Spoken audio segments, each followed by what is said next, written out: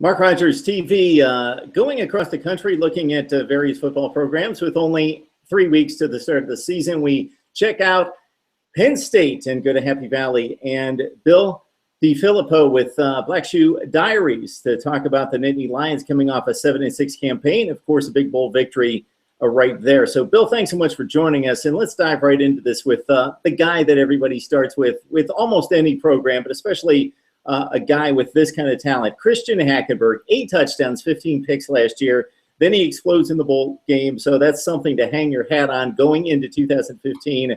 So the book on Christian Hackenberg and what we could possibly expect this season out of the very talented pocket passer. Yeah, as you said, Hackenberg is, from the time that he was in high school, lauded as one of the most talented pocket passers coming into college, viewed as a future prospect the entire time. He just has an arm that is able to make throws that most other people in college football can't make. There may be 1 or 2 people who have a better arm than Hackenberg. Of course, last year the big issue was his offensive line had struggles keeping him upright, which led to some of those interception numbers being a little higher than you would have liked to see out of someone who's as good of a prospect as him. Breaking in basically a new wide receiving core. Running backs weren't able to give him much help because they didn't have much time to run. But I think if Christian Hackenberg could stay upright, which is a pretty big if, considering not many people know what's going on with the offensive line at this point, I think he's going to be in for a pretty big bounce back year. He knows the pressure that he is under, both with the national media and fans and all that, and with the NFL. If he has another bad year, maybe some people are going to start going, hey, you know what? Christian Hackenberg as the number 1 or 2 quarterback in the draft, maybe we have to reevaluate things. So I'm expecting a big bounce back year for Hackenberg. I don't want to put numbers on it, but I think something along the lines of 3,000 plus yards and a good touchdown to interception ratio is about what we can expect if he's able to stay upright. Scholarship productions hit football teams in a number of ways. Definitely depth, also special teams because of that depth, and line play. And this time last year, the offensive line was the sore spot, and that was really magnified to start the season over in Ireland against Central Florida when you've had to field and switch 2 D tackles over to the offensive front, and they were starting. So obviously it was a sore spot last year, and it's kind of hard to evaluate Hackenberg based on the offensive line play as well. So where do we stand coming into 2015? Well, whether this is just normal coach speak or whether this is because the unit is actually really taking some steps forward, I'm not sure. But by all accounts, the unit is getting better. This is something that I talk about with people all the time. No unit is more reliant on consistency and the guys knowing who's lining up next to them in the offensive line. And last year, Penn State was breaking in 4 new offensive linemen, along with left tackle Donovan Smith, who is now in the NFL. Now Penn State's going to have 4 established offensive linemen who played last year with a new left tackle or right tackle, that's still a bit up in the air, with junior college transplant Paris Palmer. Now, as you mentioned, a couple of guys moving over from the defensive tackle position to the offensive line. They should be better this year, a second year in a new system, which is also another important thing to remember. Penn State had to learn from one of the best offensive line coaches in the country in Herb Hand, but still a new guy and a new system who did things differently from the old regime. So if this offensive line can come together, and I don't know if I'm saying this because I'm a fan or I cover the team or what, but I think it will. I think it's going to really open up what the offense is able to do and what we are able to see out of someone like Christian Hackenberg. We've been accustomed for Penn State just bludgeoning people up front, running the football between the tackles. And while the pass blocking was atrocious, the run blocking wasn't good, but it was better. Akeel Lynch coming off a fairly productive season, almost 700 yards and 4 touchdowns. So we look to see Lynch possibly doing more, and what other running backs could be in the mix. Well, I certainly think that Lynch could absolutely stand to do some more. As you mentioned, 678 rushing yards, also had 4 touchdowns. But the really impressive thing was, even though the offensive line struggled, Akeel was able to average 4.6 yards per carry, which is probably better what a lot of people expect. It's a lot better than what I thought it was going to be. But I think he can have a really nice role in this running back core as its leader.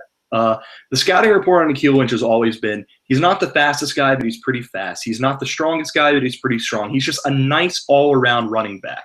And I think he has the potential to start this year and have a really nice year, but he's by no means the 100% solidified starter for the entire year. This is not any kind of a slight against him. It's because Penn State has some really nice options at running back, namely redshirt freshman Jonathan Thomas, who's just a big bruising back, and true freshman running back Saquon Barkley, who the early returns on him are just spectacular. I believe he was the top player, a 4-star recruit in Penn State's last recruiting class. He is just some kind of special. Big, strong, fast. During practice yesterday, he was able to find a hole that really shouldn't have been there, make a couple of cuts, and then just run past everyone on the defense for, I believe, something like a 50 or 60-yard touchdown. And he may be so good that no matter how solid Lynch is, he is going to need some playing time, to the point that I wouldn't be surprised if by the end of the year, Akil Lynch is giving up a fair amount of carries and his starting spot to Saquon Barkley. So Allen Robinson leaves after 2013. Unfortunately, we just got to see that combination between Hackenberg and Robinson for the one season. Again, I go back to the Central Florida game because not following a Penn State day-to-day, but watching most of the games, I tune in against Central Florida, and suddenly you got 200-yard receivers coming into the program right from day one, game one, with Daesean Hamilton and Geno Lewis, and they were very productive last season. You look at the yards per catch, maybe there's some more productivity that could be upcoming this fall, especially from Hamilton at about 11 yards per catch. So your thoughts about these two and possible strides toward even more improvement? Well, last year was really interesting because Lewis was, despite being a redshirt sophomore, really the veteran of the wide receiving unit. And as you basically just said, this was a really young unit. I mean, Lewis, redshirt sophomore, Daesean Hamilton, redshirt freshman, and then the other two big wide receiver contributors, relatively speaking, were true freshman Chris Godwin and true freshman Saeed Blacknall. And Penn State just had this really weird issue where, with how Hackenberg didn't have that much time, he had to get the ball out quickly. So it ran a lot of things like screen passes and just a lot of short routes, which is why those yards per catch numbers aren't where you want them to be. Fortunately, if there's a little bit more time for Hackenberg to throw, plus with the development of the wide receivers, Daesean Hamilton should be able to build on what he did last year, as should Geno Lewis to an extent. But Penn State has some really talented young options at wide receiver. Godwin especially, he had 7 catches for, I think, 140 yards and a touchdown in the Pinstripe Bowl and just looked like a potential star wide receiver. Saeed Blacknall is a big, strong, physical guy who the coaching staff has actually nicknamed Megatron Jr., which is a really high bar for him. Has a redshirt freshman in DeAndre Tompkins, who's a guy that Penn State hasn't had for a while, a bit undersized, but he's just the kind of fast, explosive player that could take it to the house whenever he touches the ball. And he will open up things for these other outside receivers. And then in recruiting, Penn State was able to bring in a couple of 6'4" 223-pound monsters from the state of New Jersey, and guys named Jawan Johnson and Urban Charles. I don't know how much time they're going to get because there is a lot of talent in this receiving group, but they're the kind of guys that if they're able to get some run, with just how big and physical they are, they could make some kind of an impact. But I'm definitely excited to see what Penn State's passing game looks like when Hackenberg has a little bit more time to sling the ball around, and the receivers are getting the ball maybe 8 to 10 yards past the line of scrimmage instead of 3 to 5 yards past the line of scrimmage. Bill DiFilipo from Black Shoe Diaries joining us on the SB Nation platform. Bill, let's talk some defense. And if we could size down the defensive performance in 2014 to one game, that's the Ohio State game. Wow. Considering what the Buckeyes did against some of the better defenses in the country, they were stone-walled for the second half and most of overtime until the last 2 possessions there in breaking through for a victory. Anthony Zettel coming back, 17 tackles for loss, 8 sacks. Let's start there. Up front, D-line, what can we expect from the Nittany Lions? Well, you can expect a lot more Anthony Zettel. He is, and I know preseason hype sometimes builds up guys to maybe be a little bit better than they actually are, but every single bit of hype that Zettel gets is 100% warranted. He is a bit undersized, relatively speaking, for a defensive tackle. Just looking at this, he's listed at 6'4", 284 pounds, which is by no means a small dude, but still, people may say he's undersized, but he makes up with that a fantastic motor. He's faster than any interior line that's going to block him, and he is just country strong. I mean, we've all seen the video of him tackling a dead tree straight out of the ground from earlier this summer. This is just a guy who is able to manhandle defenses. And lining up next to him is just this big mountain of a man in Austin Johnson. And did I freeze? Did I freeze for a second? Yeah, that was weird. My computer just stopped working. But yes, lining up next to Anthony Zettel is going to be Austin Johnson, who is a guy you need to watch this year. He comes in at 6'4" and 323 pounds. He is a load up the middle, the kind of guy that you need to put two guys on, because if not, he's just going to overpower everyone. And he's also deceptively quick for a man of his size. Penn State on the edges is probably going to line up Carl Nassib, a former walk-on who has since been given a scholarship, and Garrett Sickles, a former four-star recruit. And any issues that they may have coming in as just younger guys who haven't really had too much of a chance to contribute, they're going to have a much easier time, because you need to put two guys on Zettel, two guys on Johnson. You need tight ends, running backs, people of that nature to take care of these big and strong defensive ends. This line has the potential to be really, really good, and all of that stems from the fact that its defensive tackle duo is one of the best in America. You're talking about a lot of tough guys, mentally tough as well and physically tough, and just a guy that exemplified what the program was all about in fighting through adversity. Mike Hall gone. You've got Brandon Bell coming in at linebacker. He's probably the name that remains on the roster. So set us up in the back seven. Obviously, you're very strong at safety as well with Jordan Lucas and Marcus Allen. Yeah, the linebackers are a really interesting case, because the person who's going to be moving in, and I'm hesitant to say replace Mike Hall, but filling his position is going to be Naeem Wortman-White, who was second on the team last year with 75 tackles from an outside position. He supposedly bulked up a bit, really worked on just becoming a better leader and communicator in the middle part of the field. And I really don't want to make it sound like a negative, but he's probably just not going to put up the numbers that Hull did, which is just because Mike Hull was such a freak at linebacker. But he's going to be pretty much entrenched there. And lining up to him, as you mentioned, is Bell, a guy from New Jersey who, when he was on the field, he just always seemed to be around the ball. Whether or not he was the guy making the tackle or getting the tackle for loss or knocking down the pass, whatever, he just always seemed to have a really good nose for the ball. The question is, who is going to be that third linebacker? A lot of people think it's going to be a sophomore out of New Jersey, a guy named Jason Kabinda, who got forced into action a little bit last year, probably a bit too prematurely, but he handled himself really well. And then there are some younger options. Koa Farmer out of California, Manny Bowen out of New Jersey, Troy Reeder, a redshirt freshman out of Delaware. So I think that third linebacker position is kind of going to be a linebacker by committee, and it should be a pretty solid committee. Again, you're not going to replace Mike Hull with one guy, but I think this unit can do a much better job than some people think. In the secondary, that's weird. Marcus Allen looks like he has all the potential to be a monster.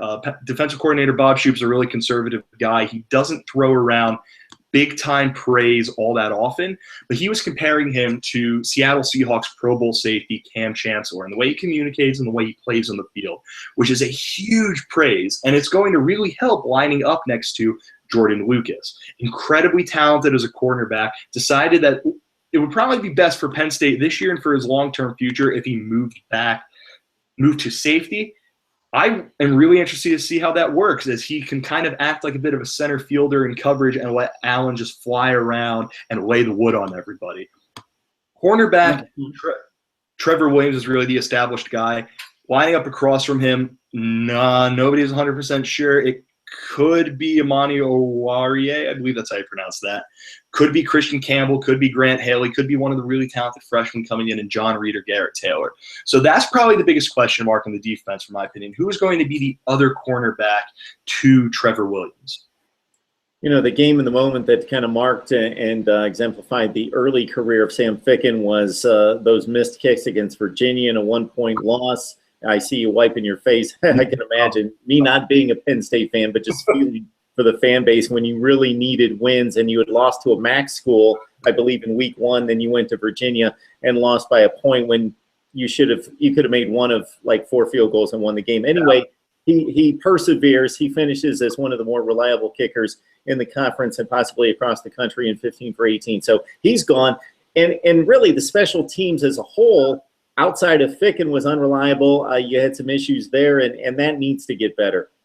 Yeah, certainly. At punter, really is going to come down to 2 guys, Chris Gulla or Daniel Pasquarello. The coaches have really said with all special teams, the one thing they want is consistency. With a punter, that means that they want someone who's going to consistently kick the ball, say 40 yards. They don't want a guy who's going to kick it 50 one time and then 20 the next and then 35 the next. They want consistently the same thing over and over. There's no word on who is the leg up there. I think I read that it's Pasquarello, but of course, don't quote me on that. I'm just someone who reads message boards and things like that. As for kicker, it really looks like it's going to come down to one of 2 guys. They're both redshirt freshmen. One is Tyler Davis out of Illinois. One is Joey Julius out of Hummelstown, Pennsylvania. They're really trying to simulate difficult situations for them in practice, whether it's squirting water on them as they're getting ready to kick or screaming in their ears they're getting ready to kick, or putting some kind of an incentive like everyone sprints if you miss. But that's really up in the air. They did a kicking contest right before the blue-white game, and both Julius and Davis tied. They showed that they can make kicks out to about 55 or 58 yards. But, of course, that's just in a preseason practice. There's really a lot, I don't want to say to worry about, but to maybe lose a little bit of sleep at night when it comes to who is going to be the guy that lines up if Penn State is down by 2 points to Temple with 1 second left from 45 yards away. Okay, Bill, let's move to kind of the state of the program. I always like to throw this out to you guys. In addition to getting the insight on the personnel, it's kind of, you got your pulse on not just the program, but the fan base. And boy, it's just been an unprecedented ride for this fan base and this program over the last few years. So I thought, wow, despite Penn State's power and prestige and all the things going for it, it was so ugly surrounding this situation a couple of years ago. I thought, who can really play football at that level wants to play for Penn State? We're looking at 2-10s for the next few seasons. But that didn't happen.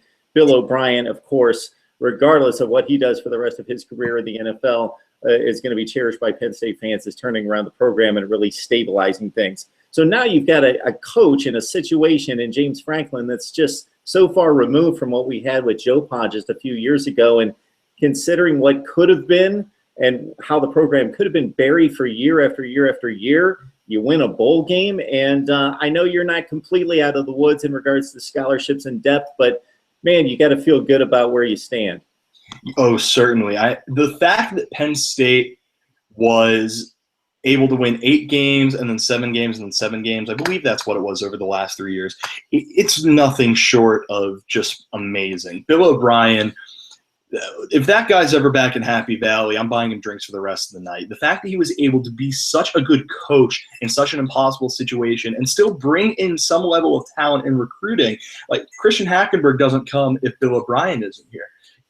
That's just remarkable. And then to go to James Franklin, who was one of the hottest commodities in coaching when Penn State was doing its coaching search, and bring him in, and the way that he is, I don't want to not really change the program, but take an approach in the program where every single thing needs to be done perfectly.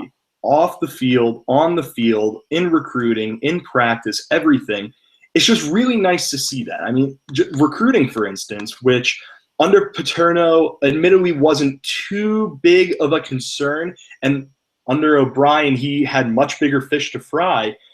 Franklin has been able to put together a spectacular recruiting class in Happy Valley. And some of the talent that is coming in, plenty of top 100 guys each of the last 2 years. And if you told me that was going to happen the day after the sanctions occurred, I would have been shocked. So right now, I think the state of the program is, we want to see wins. want to see Big Ten championships, want to see competing for national championships. But I think in the back of everybody's mind, they know that's not really feasible right now.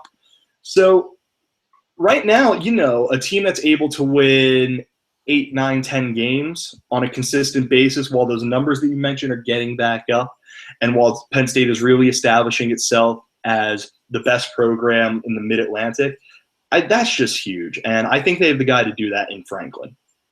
And Bill, while we're throwing out win projections, if you look at the schedule, now I grew up as a guy watching Penn State football, that Penn State was maybe at the front of the line in regards to we'll play anybody anywhere, and they would stack the schedule, and they didn't care. They were going to USC. They were playing home and homes with USC, kickoff classics, those sorts of things. Nebraska when they were outside the Big Ten, Alabama, Notre Dame.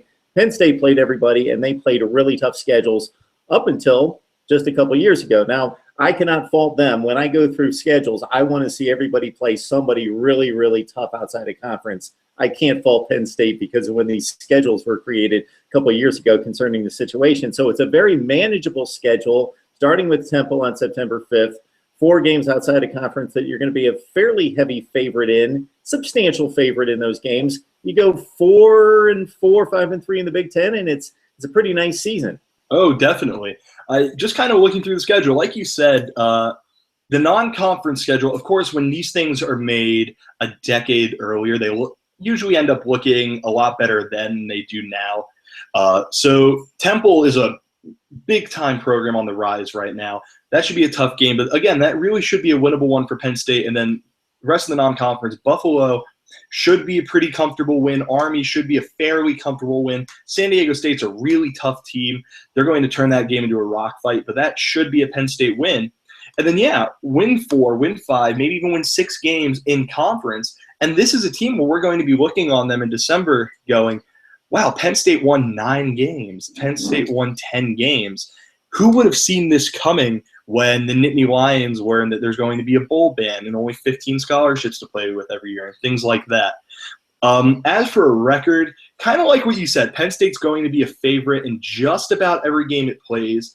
I don't think there's any chance Penn State wins at Ohio State, which isn't to say I don't think Penn State's going to be good. I just think Ohio State is terrifying. Then Michigan State probably looks like it's going to be a loss. But hey, on any given Saturday, crazier things have happened. But I think 10-2 is the ideal for Penn State this season, and then a disaster would be something like 5 or 6 wins and going to another low-level bowl game. Bill DiFilipo joining us from Black Shoe Diaries on the SB Nation platform to break down Penn State. And Bill, I got to tell you, as a guy that's trying to cover all of college football, trying to bring on expert bloggers from all over the place and broadcasters, I've been trying to track a Penn State guy forever. So I really appreciate the breakdown. It's really good stuff to talk some Penn State football. Yeah, thanks for having me on. Really appreciate it. And, of course, everyone watching this, we're going to have some great stuff all year over at Black Shoe Diary, so please check that out.